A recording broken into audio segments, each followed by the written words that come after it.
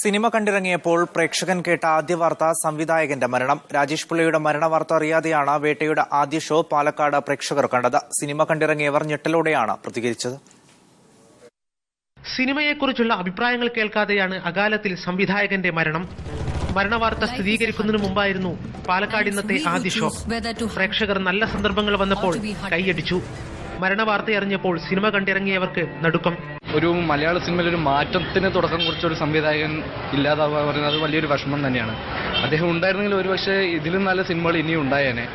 അതൊരു മലയാളത്തിനൊരു വല്ലാത്തൊരു നഷ്ടം തന്നെയാണ് അദ്ദേഹത്തിന്റെ വിയോഗം. വേട്ട നിലവാരം പുലർത്തി എന്നാണ് അഭിപ്രായം. സിനിമ ആക്ച്വലി ഒരു ഇൻവെസ്റ്റിഗേഷൻ സിനിമയാണ്. വളരെ ഒരു വ്യത്യസ്തമായ ഒരു പ്രമേയമാണിത്. വളരെ നന്നായിരുന്നു. ട്രാഫിക് ഹൃദയം തൊട്ട സിനിമയാണ്. ഹൃദയത്തിൽ സൂക്ഷിക്കാൻ ഒരുപിടി നല്ല സിനിമകൾ ബാക്കി വെച്ചാണ് സംവിധായകൻ ജീവിതം പൂർത്തിയാക്കിയതെന്ന് ഒരു പ്രേക്ഷകൻ.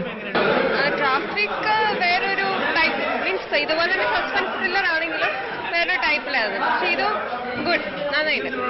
KM Biju, media 1 Palakkad.